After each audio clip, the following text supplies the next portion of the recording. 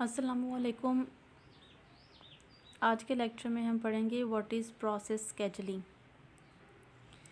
Process scheduling is a technique that is used when there are limited resources and many processes are competing for them. Process scheduling technique उस सूरत में इस्तेमाल की जाती है जब हमारे पास प्रोसेसेस ज़्यादा होते हैं और रिसोर्सेज कम होते हैं, तो उन सारे प्रोसेसेस को भी हमने प्रोसेस करना होता है और उन सारे रिसोर्सेज को भी अच्छी तरह से यूटिलाइज़ करना होता है। इस वजह से हम वहाँ पर प्रोसेस स्केजुलिंग टेक्निक इस्तेमाल करते हैं। Multi programming tries to ensure that there is some process running at all time. Multi programming में ये कोशिश की जाती है कि सारे के सारे प्रोसेसेस जो हैं वो कंप्यूटर में एग्जीक्यूट हों। This is done to utilize the CPU as much as possible. ये इस सूरत में होता है जब हम सीपीयू को बहुत ज़्यादा इस्तेमाल करते हैं।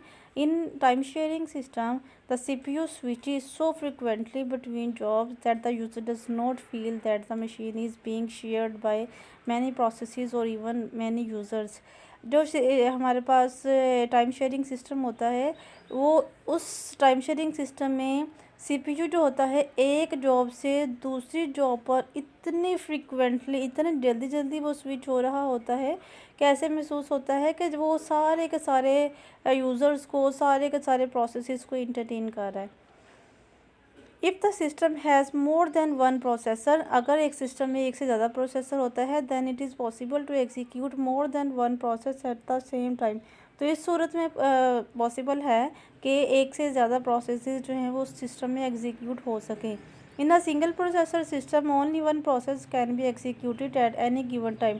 लेकिन सिंगल प्रोसेसर सिस्टम में एक टाइम पे एक से जो प्रोसेस है वो एग्जीक्यूट होगा।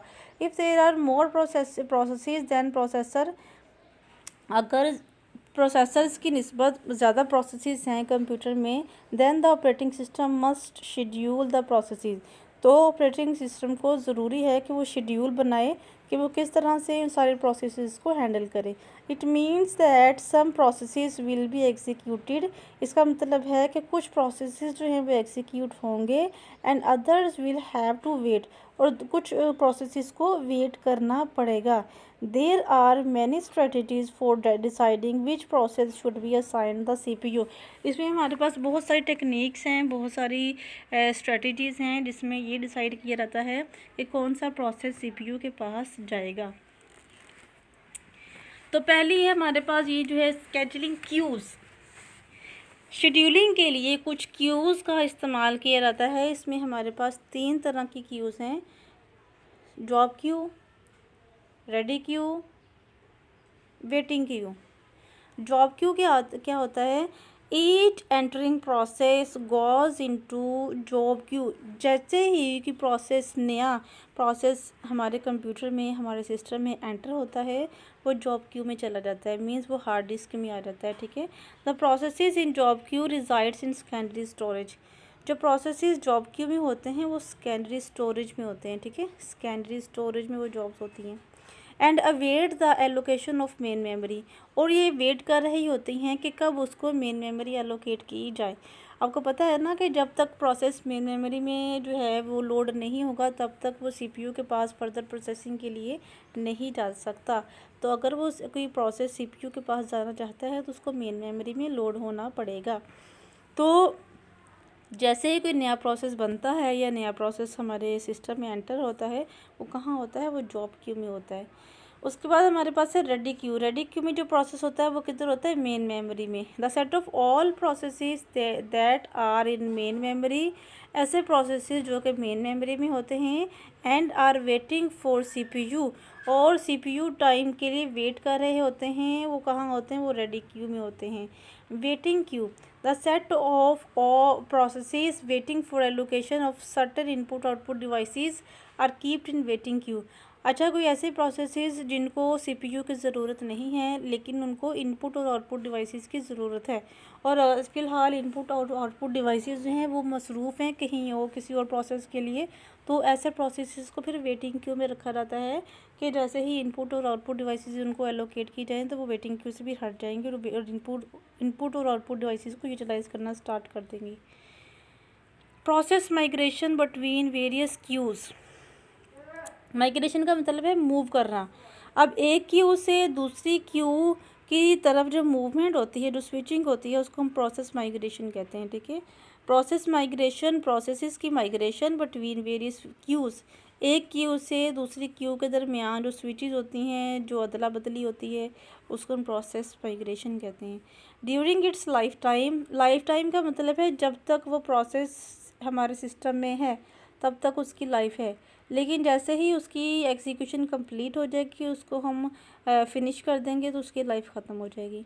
ठीक है, ड्यूरिंग इट्स लाइफ टाइम, जब तक वो प्रोसेस हमारे सिस्टम में है, a process begin in the job queue, उसकी जो स्टार्टिंग होती है वो जॉब क्यू से होती है, मीन्स वो हार्ड डिस्क में पहले उसको रखा जाता है। It moves between the ready Q, उसके बाद वो रेडी क्यू में जाता है, उसके बाद वेटिंग क्यू में जाता है, and possibly job queues, and eventually finishes the task. This process of moving between various queues is known as process migration. अब एक क्यू से दूसरी क्यू पर में मूव करना, तो ये इस प्रोसेस को हम कहते हैं प्रोसेस माइग्रेशन। अच्छा जी, प्रोसेस माइग्रेशन किस तरह से होती है, अब आपको ना हम इस फिगर के थ्रू बताते हैं। अब देखिए यहाँ पर प्रोसेसेस की ना माइग्रेशन हो रही है इस डायग्राम में। सबसे पहले जो प्रोसेस है वो जॉब क्यू में होता है। ठीक है, जॉब क्यू के बाद वो चला जाता है रेडी क्यू में। रेडी क्यू में कहाँ, मतलब कि मेन मेमोरी में, मेन मेमोरी में। जॉब क्यू का मतलब है कि वो कहाँ है, वो हार्ड डिस्क में है। उसके बाद वेट कर रहा है सीपीयू के लिए, उसको सीपीयू मिल गया, वो उसके बाद वो एंड हो गया। सपोज़ उसको सिर्फ सीपीयू की ज़रूरत थी, उसको इनपुट और आउटपुट डिवाइसेस की ज़रूरत नहीं थी। ठीक है, सीपीयू इस्तेमाल करने के बाद वो एंड हो गया। अब दूसरी सूरत क्या हो सकती है, सपोज़ उसने सीपीयू इस्तेमाल किया, लेकिन उसको सीपीयू उतना जितना उसको चाहिए था उसने उतना उसको यूज़ कर लिया। उसके बाद वो चला गया वेटिंग क्यू में, मीन्स उसको ज़रूरत थी इनपुट और आउटपुट डिवाइसेस की। जब उसकी इनपुट और आउटपुट डिवाइस जो है वो नीड कंप्लीट हो गई, वो दोबारा से रेडी क्यू में आएगा। रेडी क्यू में आने के बाद वो दोबारा सीपीयू के पास आएगा, और उसके बाद वो जो है जब उसकी एग्जीक्यूशन कंप्लीट हो जाएगी तो वो एंड हो जाएगा।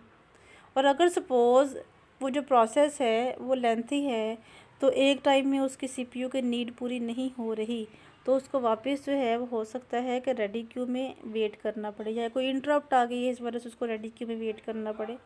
तो रेडी क्यू में जाएगा, दोबारा वो जब उसको सीपीयू मिलेगा वो सीपीयू यूज़ करेगा। अगर उसको मज़ीद ज़रूरत होगी तो वो रेडी क्यू में रखा जाएगा, अदरवाइज़ वो एंड कर दिया जाएगा। तो इस तरह से इसकी माइग्रेशन होगी। मैं दोबारा से ना इसको समझा देती हूँ कि प्रोसेस पहले जॉब क्यू में जाएगा, फिर रेडी क्यू में जाएगा, फिर सीपीयू के पास आएगा। अगर उसकी नीड कंप्लीट होगी तो वो एंड हो जाएगा, अदरवाइज़ वो वेटिंग क्यू में चला जाएगा। अगर उसको इनपुट और आउटपुट डिवाइसेस की ज़रूरत है, इनपुट और आउटपुट की जो उसकी नीड है वो कंप्लीट जब हो जाएगी, उसको दोबारा से रेडी क्यू में रखा जाएगा। उसके बाद सीपीयू असाइन किया जाएगा और वो एंड हो जाएगा। अब ये जो डॉट्स लगाए हैं ना ये वाले, इनका मतलब है कि सपोज़ सीपीयू जो है ना वो वहाँ पर हमने सेट किया हुआ है 3 सेकंड के लिए, लेकिन वो जो प्रोसेस है उसको 30 सेकंड के लिए सीपीयू चाहिए। तो उसको पहले 3 सेकंड के लिए सीपीयू दिया जाएगा, उसको रेडी क्यू में रखा जाएगा। फिर अगले 3 सेकंड के लिए सीपीयू दिया जाएगा, फिर उसको रेडी क्यू में लेके आएंगे। फिर उसको 3 सेकंड के लिए सीपीयू देंगे, फिर उसको रेडी क्यू में लेके आएंगे। अनटिल अनलेस, जब तक प्रोसेस की एग्जीक्यूशन कंप्लीट नहीं हो जाती तब तक ये प्रोसेस चलता रहेगा। नेक्स्ट हमारे पास है स्केजुलर। अच्छा जी, ये जो स्केजुलर है ये क्या करता है, a process is placed in different scheduling queues throughout its lifetime. Process जो है वो मुख्तलिफ़ तरह की स्केजुलिंग क्यूज़ के दरमियान माइग्रेट होता रहता है जब तक उसकी लाइफ हमारे सिस्टम में है। ठीक है, the operating system must select the processes. Operating system ने ज़रूरी है कि उन क्यूज़ में से प्रोसेस को सिलेक्ट करें in some way for scheduling purpose. The part of the operating system related to this decision is called the scheduler. जो पार्ट उन स्केजुलिंग क्यूज़ में से प्रोसेस को सिलेक्ट करता है उसको हम कहते हैं scheduler. The algorithm used by scheduler is called the scheduling algorithm. तो स्केड्यूलिंग के लिए जो एल्गोरिथम्स हम बनाए जाते हैं उनको हम कहते हैं स्केड्यूलिंग एल्गोरिथम। अब जो शेड्यूलर है, जो स्केड्यूलर है, ये कितनी तरह का होता है? ये 3 तरह का होता है। एक हमारे पास है लॉन्ग टर्म स्केड्यूलर, दूसरा हमारे पास है शॉर्ट टर्म स्केड्यूलर, तीसरा हमारे पास है मीडियम टर्म स्केड्यूलर। आज के लेक्चर में हम सिर्फ लॉन्ग टर्म स्केड्यूलर पढ़ेंगे। जो हमारे पास ये मीडियम और जो शॉर्ट टर्म स्केड्यूलर है उसको हम नेक्स्ट लेक्चर में इंशाल्लाह डिस्कस करेंगे। ठीक है, ये हमारे पास है long term scheduler. The long term scheduler और job scheduler, long term scheduler को हम जॉब स्केड्यूलर भी कहते हैं। ठीक है, is used to select a job, इसको हम इस्तेमाल करते हैं जॉब को सिलेक्ट करने के लिए। और user program from job queue, जो जॉब क्यू होती है उसमें से किसी जॉब को सिलेक्ट करने की रिस्पॉन्सिबिलिटी किसकी होती है? लॉन्ग टर्म स्केड्यूलर की। और इसने फिर क्या करना होता है? उस प्रोसेस को रेडी क्यू में लेके जाना होता है। The job becomes a process, जो जॉब होती है वो एक प्रोसेस बन जाता है after it has been added to the ready queue in memory, जब की प्रोसेस को जॉब क्यू से सिलेक्ट किया जाता है और उसको रेडी क्यू में रखा जाता है, वो जॉब जो है वो प्रोसेस बन जाती है। The long term scheduler controls the number of processes in memory, also known as degree of multi programming. अब जो लॉन्ग टर्म स्केड्यूलर है उसने कंट्रोल करना होता है number of processes in memory, memory में कितने नंबर ऑफ प्रोसेसेस हैं, ये सारी कंट्रोलिंग लॉन्ग टर्म स्केड्यूलर ने करनी होती है। इसको हम कहते हैं डिग्री ऑफ मल्टी प्रोग्रामिंग। ठीक है, इस प्रोसेस को हम डिग्री ऑफ मल्टी प्रोग्रामिंग कहते हैं। इसमें ये रिकॉर्ड रखा रहता है कि इस टाइम मेमोरी के अंदर कितने नंबर ऑफ प्रोसेसेस हैं। द सिस्टम में slow down if too many processes are located in to memory, जो सिस्टम है वो स्लो डाउन हो जाता है अगर बहुत ज़्यादा प्रोसेसेस को मेमोरी में लोड कर दिया जाए। ठीक है, however too few processes in the memory means that the system is not being utilized efficiently. अगर जो है एक या दो प्रोसेसेस को उठाकर मेमोरी में लोड कर दें कि हमारे जो कंप्यूटर की स्पीड ना स्लो हो जाए, तो इसका मतलब है कि आपने जो सिस्टम के रिसोर्सेज हैं वो मुकम्मल तौर पर यूटिलाइज़ नहीं कर रहे। तो ये अगर ना ही मेमोरी के अंदर बहुत कम प्रोसेसेस हों कि हमारे सीपीयू की जो रिसोर्सेज की यूटिलाइजेशन है वो लो हो जाए, ना ही बहुत ज़्यादा हो मेमोरी के अंदर लोड कर दिए जाएंगे इससे हमारे कंप्यूटर की स्पीड स्लो हो जाए। तो ये सारी चीज़ें मैनेज करने की रिस्पॉन्सिबिलिटी ऑपरेटिंग सिस्टम की होती है कि वो किस तरह से डिग्री ऑफ मल्टी प्रोग्रामिंग को कंट्रोल करता है। The average rate of process creation must be equal to the average departure rate of processing leaving the system. Departure जो है होता है, इसका मतलब होता है कि एग्जिट होना, मीन जाना। ठीक है, एवरेज रेट ऑफ क्रिएशन का मतलब है कि कब प्रोसेस जो है वो हमारे कंप्यूटर में, हमारे सिस्टम में एंटर हुआ, और डिपार्चर का मतलब है कब वो गया। ठीक है, क्रिएशन का मतलब आना, डिपार्चर का मतलब जाना, कि प्रोसेस कब हमारे सिस्टम में एंटर हुआ और कब सिस्टम से गया, इसको हम डिपार्चर कहते हैं। The long-term scheduler may be invoked only when a process leaves the system. Invoke का मतलब होता है एक्टिव होना। जो लॉन्ग टर्म स्केड्यूलर होता है ना, सिर्फ तब इन्वोक होता है, तब एक्टिव होता है only when a process leaves a system, जब कोई प्रोसेस जो है सिस्टम को लीव करके जाता है, सिस्टम को छोड़ के जाता है। It then decides the next process to be executed, और उसके बाद डिसाइड करता है कि कौन सा प्रोसेस जॉब क्यू से सिलेक्ट किया जाए। ठीक है, तो ये था हमारा long term scheduler. I hope कि आपको इसकी समझ लग गई होगी। नेक्स्ट लेक्चर में हम इंशाल्लाह शॉर्ट टर्म स्केड्यूलर और मीडियम टर्म स्केड्यूलर पढ़ेंगे। यहाँ तक लेक्चर को अच्छी तरह से रिवाइज़ कीजिएगा। अपना ख्याल रखिएगा, दुआओं में याद रखिएगा। टेक केयर, अल्लाह हाफिज़।